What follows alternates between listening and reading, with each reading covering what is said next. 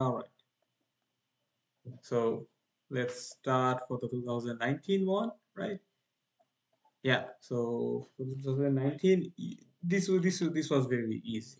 So and your class test is gonna be easy, but yeah, you just have to look out for the formulas, the units, and diagrams, and check out for the marks. All right. If it's 2 mark, try to give some diagrams and explanations as much as time permits. Okay. So for 1.1,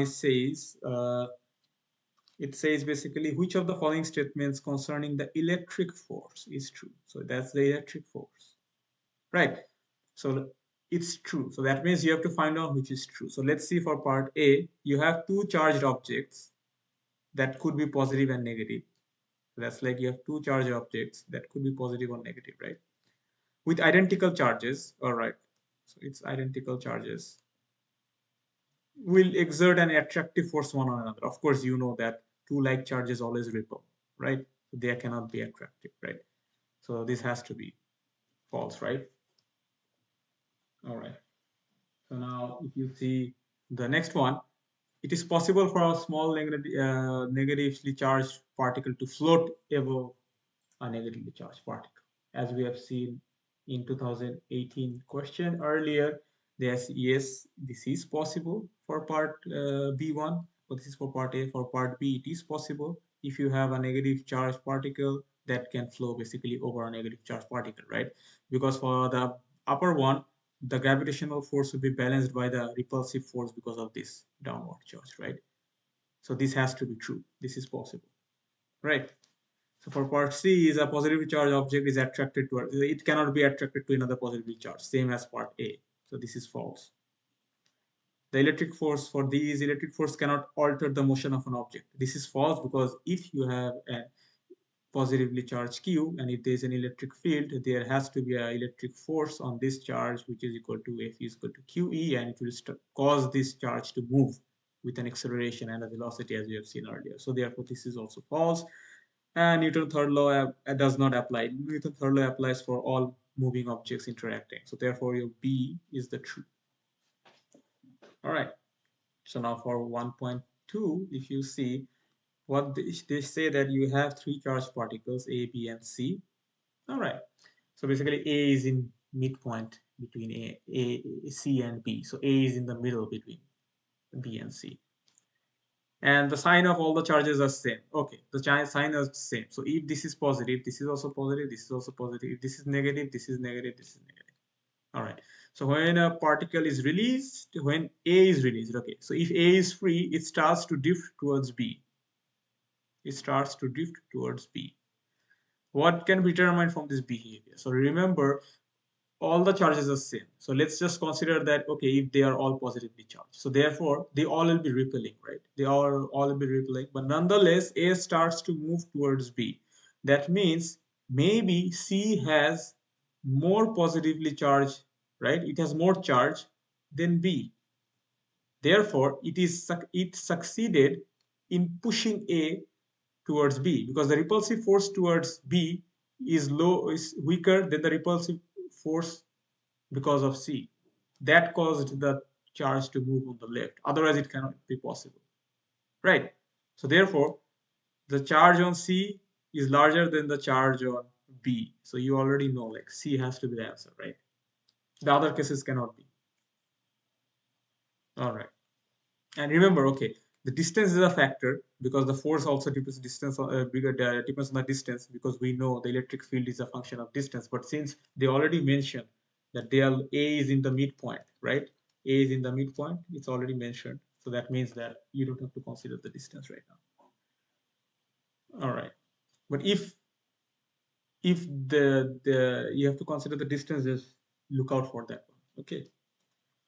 All right. So for 1.3, they say like you have two protons, P1 and P2. So that means these are positively charged particles, right? Proton is positively charged particle and their charges are same. So you already know they are same charges, right?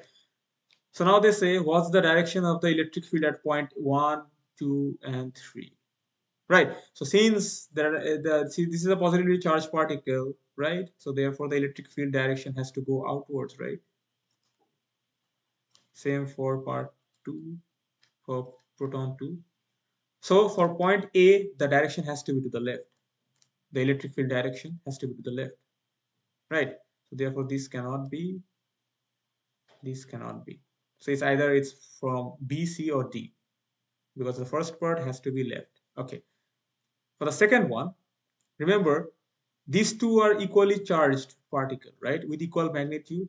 Now this 2 is more towards P2. Therefore, the strength of E2 has to be greater than the strength of P1. So therefore at P2, it has to be on the left also, right? It also has to be on the left. Oh, sorry. What did I do? It can be E also because it's on the left, right? It can be E also, yeah. Right. So now at center, E can be 0, right? Because they are equally charged particles and the right electric field will be cancelled by the left one. But towards P2, E is going to the left. Towards P1, E is going to the right. At center, it will be 0. So what you need is at point 2, it also has to be in the left, right? So therefore, B cannot be because it's going on the right. Similarly, C cannot be, right? So it has to be either from D or E. Now at 3, it's already clear. It has to go to the right. So this is the correct answer. D cannot be, right? Is it clear? All right. Okay. So now for 1.4, if you see, so they say like what describes the behavior of the electric field? Right. So electric field, remember electric field, force, these are all vectorial constants, right? These are all vectorial parameters. If, force, these are all vectors, right? So vector means it has a direction also. Like for example, if this is a positively charged Q, if the direction of the electric field is to the left, the force also has to be to the left, right? Oops. Yep. So now if the electric field is on the right direction, the force also has to be on the right direction. Therefore, E and F, they're all vectorial quantities, right? So now, if you see the electric field for part A, the electric field is a vector quantity, which is true. That is the reaction force of electrons. No, because the electric field acts on both positive and negative charges, not only on electrons. Okay.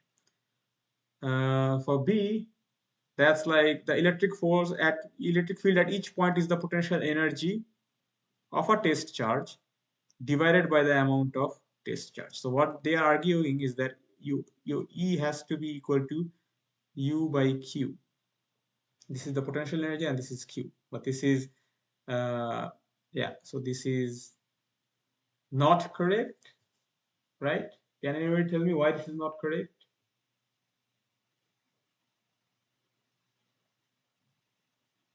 Anyone?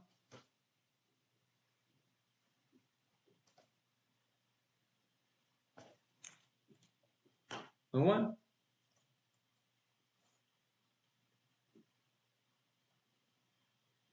I mean, it's just saying that it's a ratio of the electric potential energy with the charge, right? But how is electric field and potential energy related in the first place? You have to know that one first to understand whether this is true or this is false. It's with the distance, right? It's with the, yeah, so there is also a distance included. So that means your potential energy is basically, uh, it's minus integral QE dot R. So that means it has some form of, let's say, QED, let's say. That means charge and distance. So basically E has to be QD, something like this, some form of this one. So you need also a distance. So that means B is also false, right? So now for part C, the electric field is a distribution of vectors. Yeah, it's calling vectors because it has a direction at points due to the presence of one or more charged objects. That's true. This could be true, right? Because when there is a charge, you have an electric field. So for these, the electric field is a scalar quantity. This is false because electric field is a vector quantity. You don't have to read the rest parts. The electric field is a scalar. This is also false. So C has to be your correct answer, right? Because for part D and E, they are saying it's scalar. Now, what's the difference between scalar and vector? The direction. The direction. You see, the direction matters in these cases, right? All right. Now, for part 1.5, it says that you have three charges, right? Q1, Q2, Q3. So this is case 1, let's say case A, this is case B. In both the cases, you have three charges. In case B, you see the charges are inside the sphere, right? Q1, Q2, Q3. For case A, the charge only Q1 is inside the sphere. The Q2 and Q3 are outside. All right, the charges are given, right? Q1 is 4 to 10 power minus 7 coulomb. Q2 is 2 into 10 power minus 7 coulomb. And your Q3 is minus 2 into 10 power minus 7 coulomb. So these are charges are given, right? So now what the sphere represents, this sphere represents are the Gaussian surfaces, right? So the Gaussian surfaces. So for the case A, only the Gaussian surface includes Q1. For the case B, the Gaussian surface includes all the three charges. Right. So they say which of the following statements concerning the electric flux through the two Gaussian surfaces are true. Right. So now you know that my Gauss's law. What does my Gauss's law say? The electric flux, right, is an integral of electric field going through an area, right? Now, how is this related to my charge? Q by epsilon.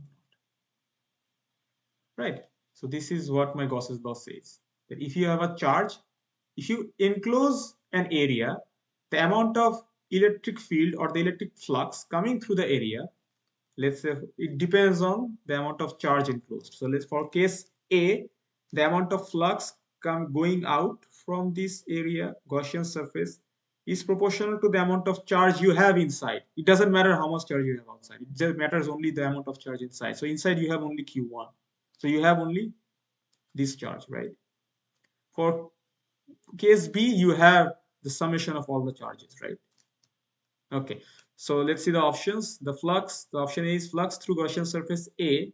The flux through Gaussian surface A is greater than the flux to the Gaussian surface B, right? So the flux in Gaussian surface, the flux is related to the charge, right?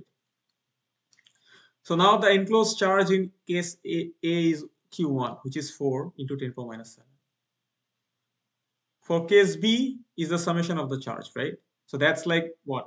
4 plus 2 minus 2. So that's also equal to 4, right?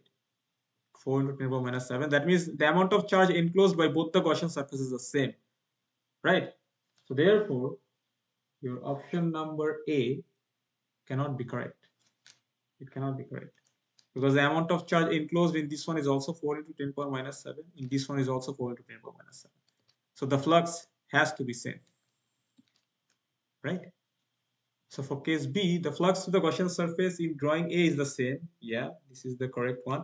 For C, they say in drawing is less. So yeah, this cannot be correct because the flux is proportional to the amount of charge enclosed. And since the amount of charge enclosed in A is also the same as the amount of charge enclosed in B, the fluxes has to be equal. So B has to be your correct option.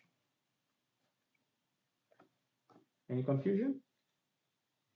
E equal to F by Q. Yeah.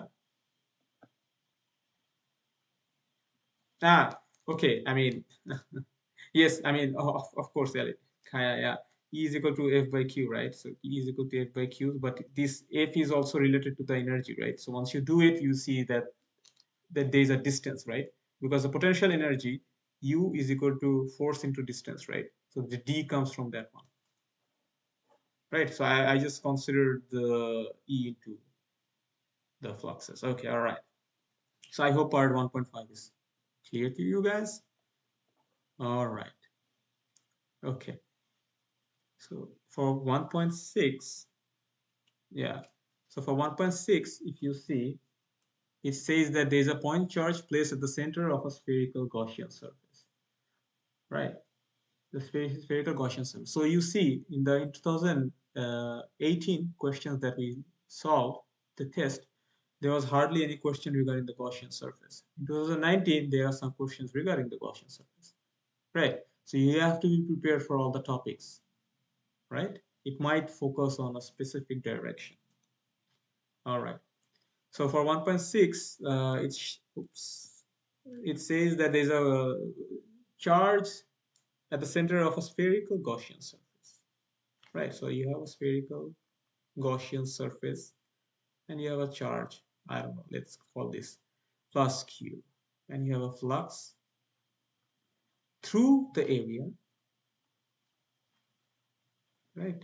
This is a spherical, let's consider this as a three-dimensional area, all right? So now this one has to be E dot ds, these both being the vectorial components, and this is the amount of enclosed charge, right? Enclosed charge by this sphere, right? Okay. Okay. The electric flux is changed, okay? So the phi will be changed when this phi will be changed, if the electric field changes, right? Or if the amount of charge inside the area changes, right? Because if the amount of charge will change, it will directly change the amount of flux. Remember, if you change the area, if I increase the area, the total flux is also same. Maybe the density will reduce, but the net flux has to be same because the amount of charge did not change. So this one will not have any effect. E will have an effect because there is a change in Q. So only phi will change if charge inside the Gaussian surface changes. Right. So for part A, you see the sphere is replaced by a cube of the same volume. It does not matter if you enclose this charge Q with a box. It doesn't matter. The net flux has to be the same. The net flux is same. Right. So this cannot be the correct answer. You will be trying to look for this one. For part B, is the sphere is replaced by a cube by 1/10 of the volume. It doesn't matter the geometry of the areas. The point charge is moved off center. What this is arguing is that if for the sphere, if you move the charge from the center off center, doesn't matter. What matters is the amount of charge. It doesn't matter the position of the charge inside the sphere, right? It cannot be the case. For D, the point charge is moved outside the sphere. So if you move the point charge outside the sphere, now you have a net change in charge inside the sphere. Then the flux will change. So this has to be the correct answer. Now for part E, they say the second point is of charge is placed outside the sphere. If you place a charge outside the sphere, doesn't matter. The flux coming out from this area depends only on the charges inside, right? So this cannot be the correct answer. The correct answer has to be D, right? So the position inside doesn't matter. What matters is the amount, quantity.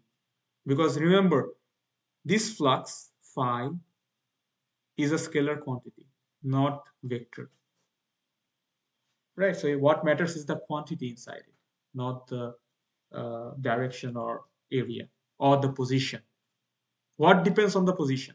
Electric field, force. This depends on the position. What does not depend on the position? Phi, electric potential energy. Potential also depends on position. This is right because there's a potential surface, but this has no direction, right? This has direction, this has direction. All right. Now,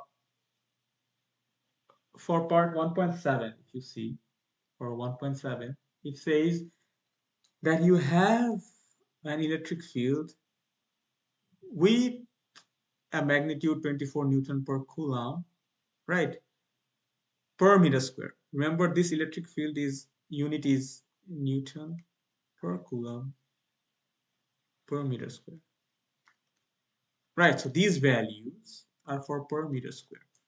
This one is for x-axis, this one is for y direction, this one is for z direction. So if you see, my x-axis electric field is 24 Newton per coulomb per meter square. So per meter square, in 1 coulomb, the electric field is projecting 24 Newton, right? In the y-axis, this is I or x, right? I is the vectorial notations. Okay.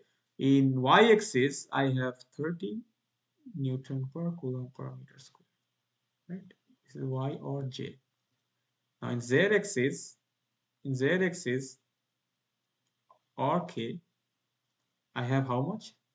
16 Newton per coulomb per meter square. Right? So you have these three-dimensional components already fixed. Now what it says is that what's the electric flux through 2 meter square in the YZ plane.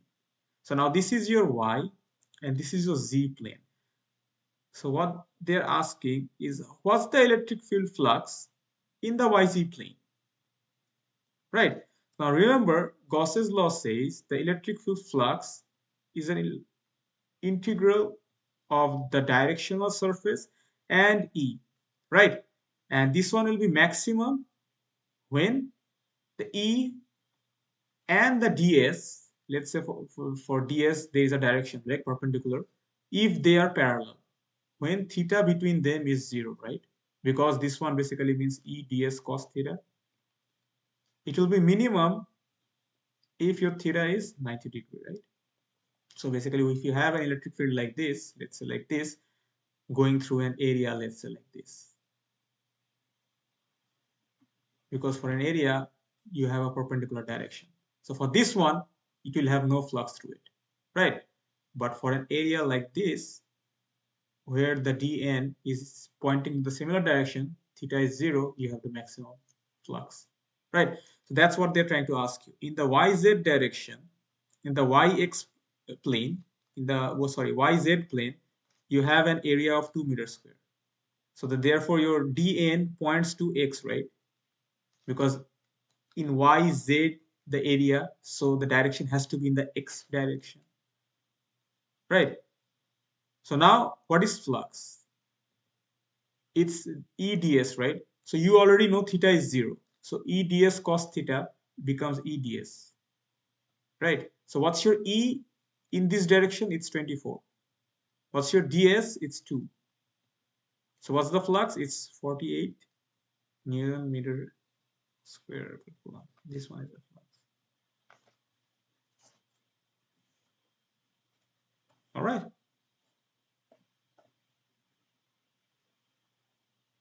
Yeah, in this for the Gauss's law, dsdA is the area, not the line integral.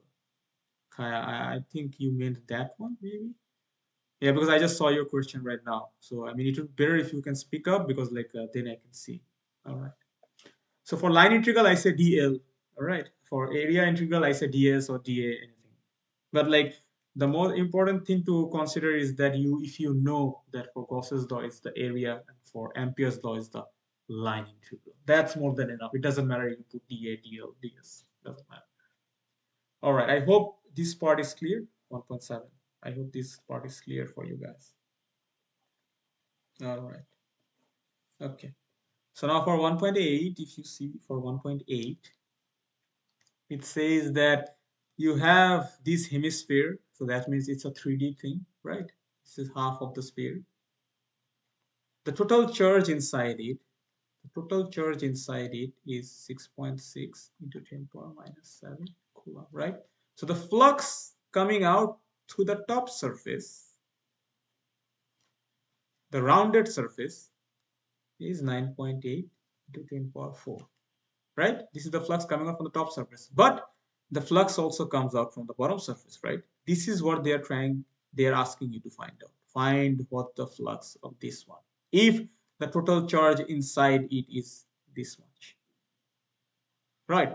So by Gauss's law, you know that, yeah, So you know that by Gauss's law, you know that the amount of flux depends on the amount of charges, right?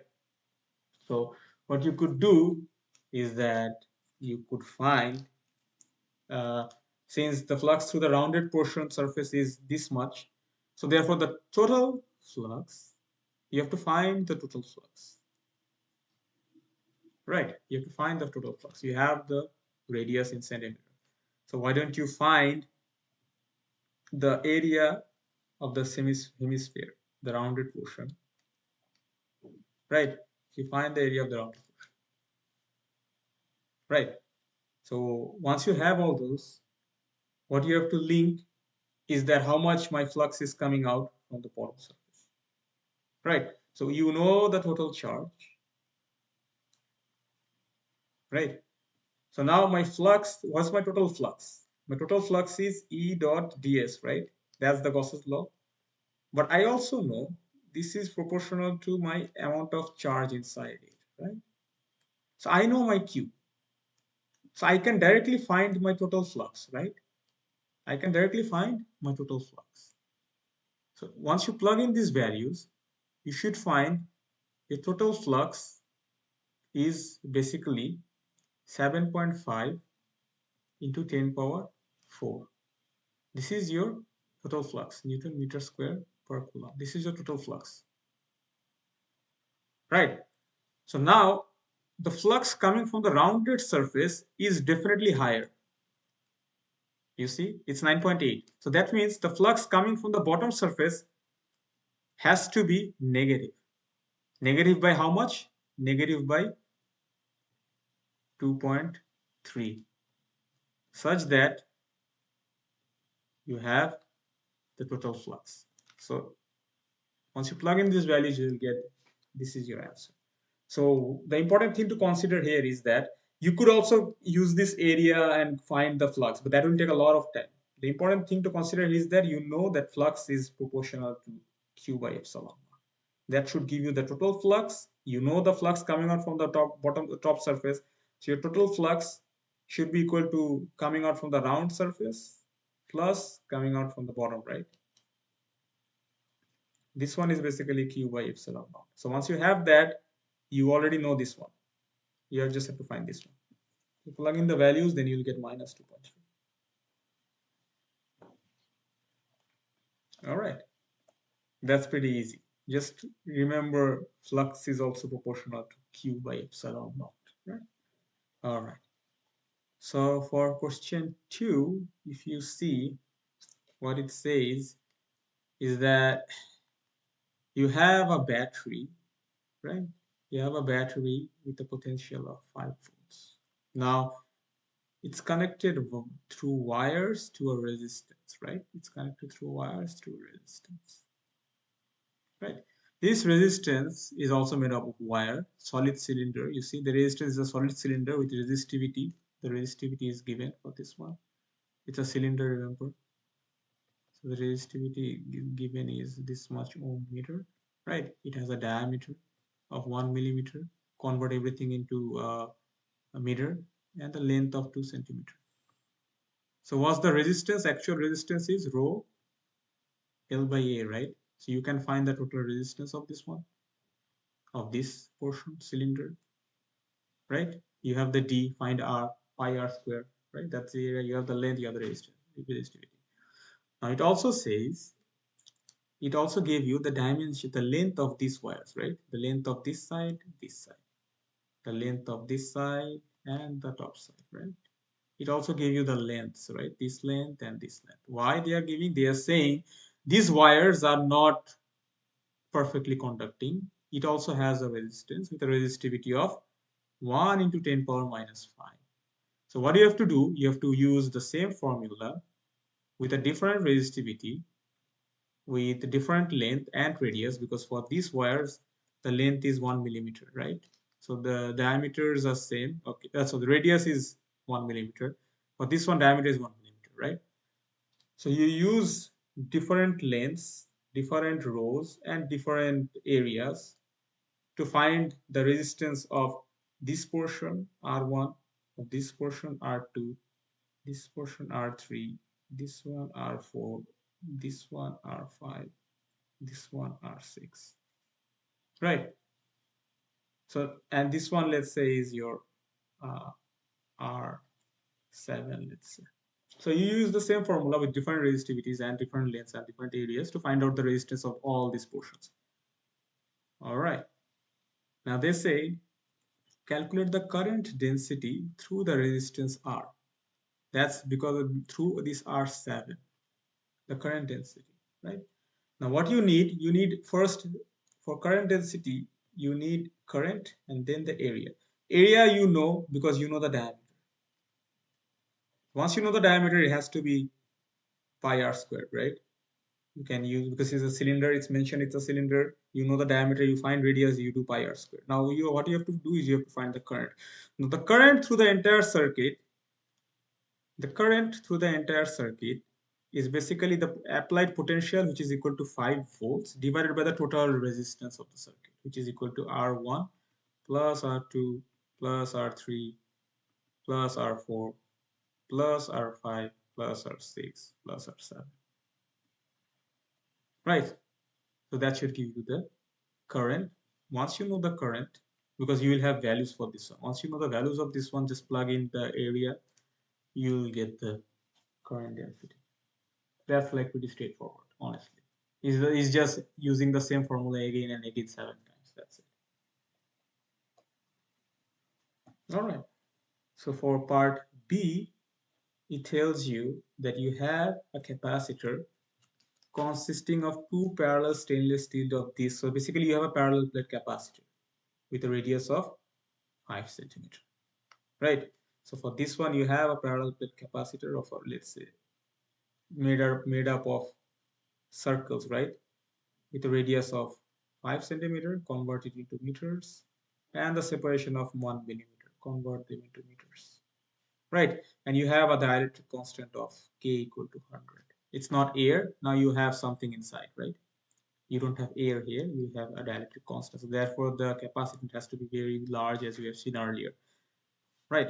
So now what they're asking you to find, they're asking you to find the amount of charge stored Q if you have a potential difference across the plate, right? If you have a potential difference across the plate to be 4.75 volts, right? So now you know Q is equal to CV, right? And you know C for a parallel plate capacitor is epsilon naught K area by distance, right? This area is the area of this circle, which is equal to pi r square. You know the radius, convert the 5 centimeter into meter, pi r square. You know the distance, this is 1 millimeter, convert them into meter. You know the K, right? 100. You know epsilon, that's constant. So you know C, you know V, it's 4.75 volts. So you can just plug in the values, you can get Q. Q in this case should come around 6.9 to 10 power minus 9 times 4.75. This is the capacitance, right? This is the voltage, which should be approximately equal to 33 nanocoulombs. Right, so this is your part B. Now for part C, let's do part C here, maybe. Yeah, it tells you you have two circuits, right? Circuit, let's say this is circuit 1, this is circuit 2. All right, where the capacitance of each individual capacitor is 10 nanofarads. So you know it's 10 nanofarads. This is 10 nanofarads. This is 10. Now this is 10.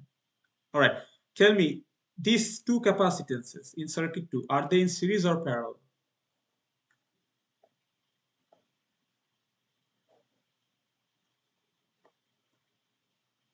Anyone? The two capacitances in circuit 2, are they in series or parallel?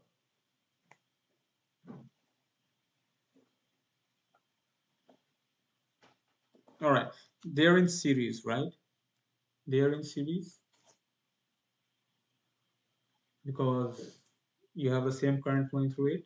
So what happens in a series? The capacitance decreases, right? So now what they're asking is if you have V1 to be 4.75 volts, 4.75 volts, determine V2 such that the same amount of charge Q1 is stored in both circuits. So this Q1 should be equal to your Q2, right? And also determine which circuit requires more energy to store Q and by how much, right? So they're asking you this, you need to find V2 such that Q1 is equal to Q2. You know Q equal to CV, right?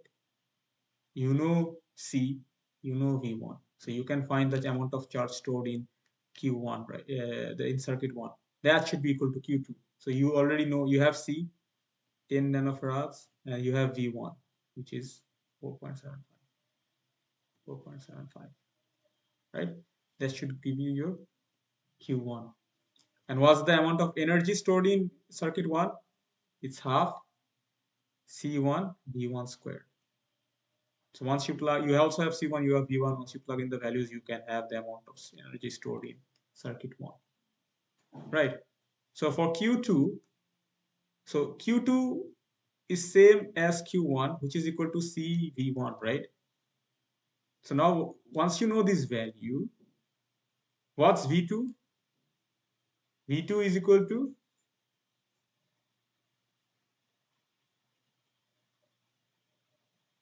Q by C, right? But C in this case is basically the two parallel capacitances, right? So find the parallel capacitances. You know the Q, which is equal to Q1, right? So for the two parallel capacitances, the capacitance will reduce. So you know Q2, you know C, you can find V2 directly. Once you know V2, you use C2 V2 squared to find the amount of energy stored, and then you compare which one is bigger. Which one is bigger between them? That's what they're asking for part C. All right. All right. So now for question number three, what they're asking is basically they're saying that you have a copper plate. You have a copper plate, right? This is a copper plate, and you have a current I flowing through it. So if there is an current I means electron is flowing through it with a velocity v, right? Electron is flowing in the same direction with a velocity v, right? Now you have a magnetic field that's coming out of the page. It's shown here. It's coming out of the page, right? So now when you apply the right hand rules, right? So the first part says which side, the left or the right side, has a higher voltage, right? So now what happens is that you have inside a current flowing. That means electrons are flowing, right, with a velocity v. So now it's going in a magnetic field, right? Remember, this is a magnetic field coming out of the page. You have a magnetic field coming out of the page. So now once you apply the rules, right hand rules, you will see that the force on the electron, moving electron, is on the right. The force is on the right. So what happens is the electrons gather on the right side and leaving positive charges on the left side. So therefore, V left potential at left side is higher. It's positive, more positive than the potential at right side because it's more negative, right? So V left is greater than V right. So which side is higher? Is the right side higher? Yes, it's higher. Not lower, not same. The right side is higher. Oh, no, sorry, the left side is higher. Sorry, the left side is higher, so that means the right side is lower. Lower because the right side has negative potential, right? The left side has positive potential. So V left is greater than V right, or V right is less than V left. All right. Okay. Now you have to justify answer. You justify using these diagrams, right? Justify using these diagrams. All right. So now part B tells you. All right. Just. All right. So now you see for the part B, it says that you have a straight wire of radius r, right? The radius is given r, right? The capital R, and it has a non-uniform current density. So therefore, this J, the current coming out to this area, the current density is not uniform. So it's not fixed, and it's a function of a fixed value and a function of this R. So that means as you move through this distance R, you move outwards, inwards, outwards, inwards. J might be changing because it's a function of R, right? This is fixed, this is fixed. J naught is fixed, but it depends on which where you are in the wire, the current density would vary, right? So it shows that the current density increases. If J naught and R is positive, the current density would increase linearly, right? So basically, if you take at the center of the wire, depending on R, this is the capital R. Therefore, the current density would change linearly, right? As you move, and it's like, let's say, it's maximum J naught at the edge of the wire. That's what it's trying to say. This equation is not linear, right? It's not uniform. It's not. If it was uniform, it would be a straight line, just like that, horizontal. All right. So now derive an expression of the magnitude of the magnetic field in the region, this one, in terms of I, R, capital R, mu naught, and pi, right? So they're asking you to find out B for this non-uniform current density. So now we know that for Ampere's law,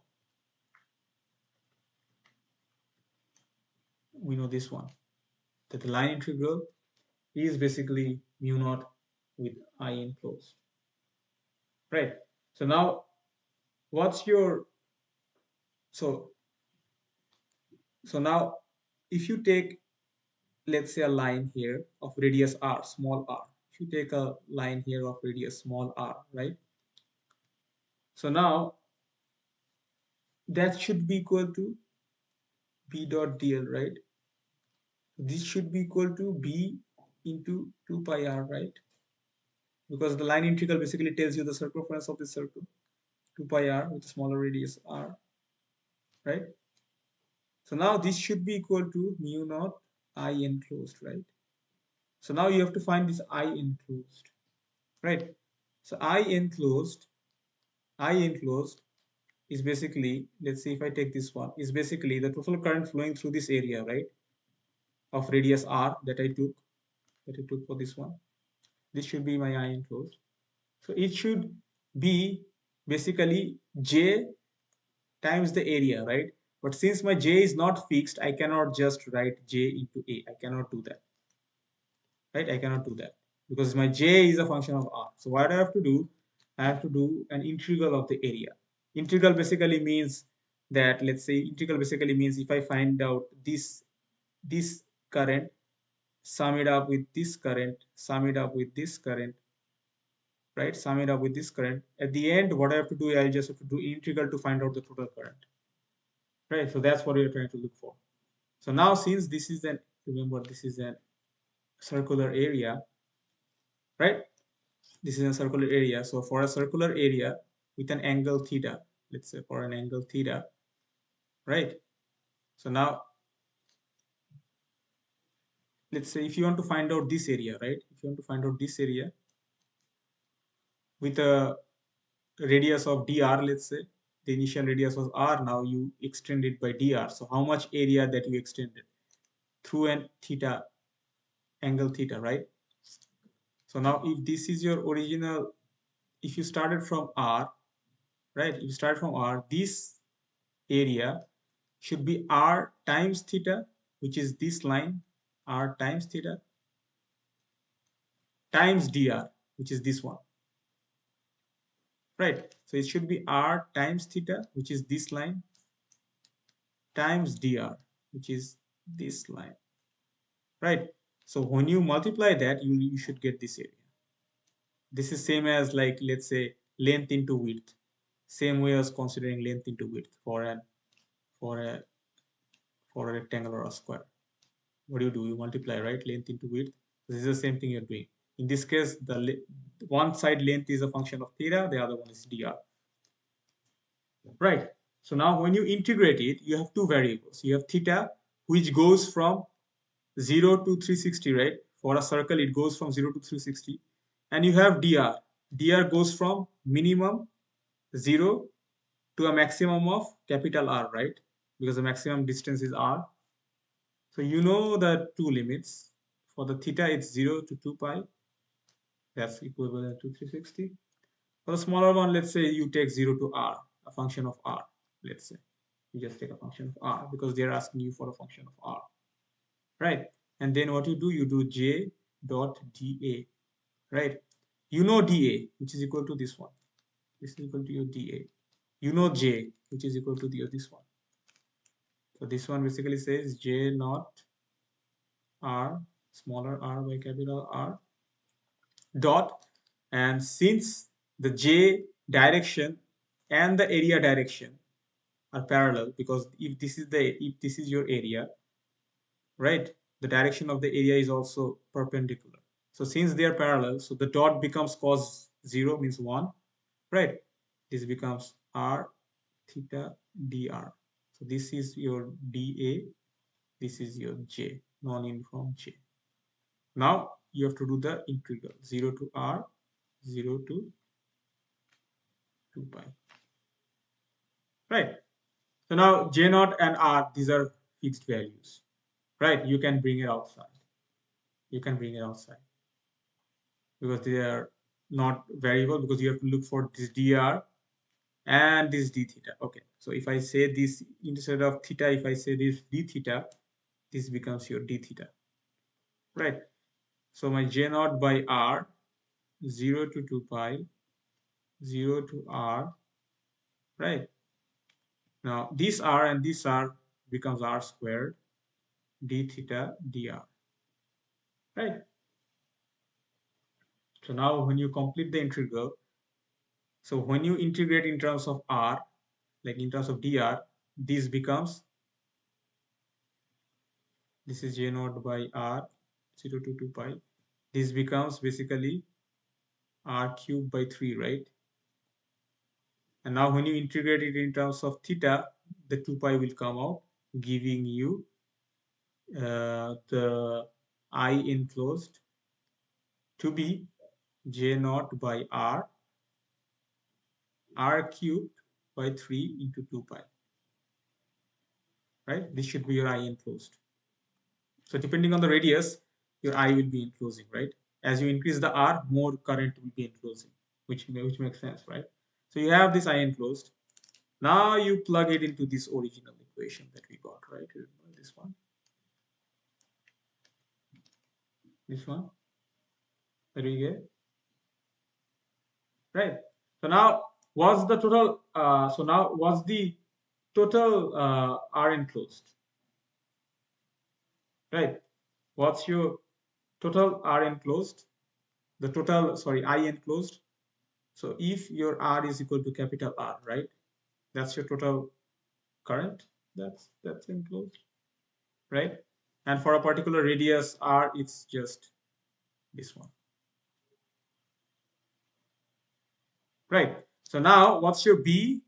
Your B is basically mu naught I enclosed by 2 pi R, right? 2 pi R. So now it's mu naught I enclosed is basically J naught by R, R cubed by 3, 2 pi divided by 2 pi R, right? Right? So basically what you end up is getting an expression for the B. So that's what they're asking you to do, the expression for the B.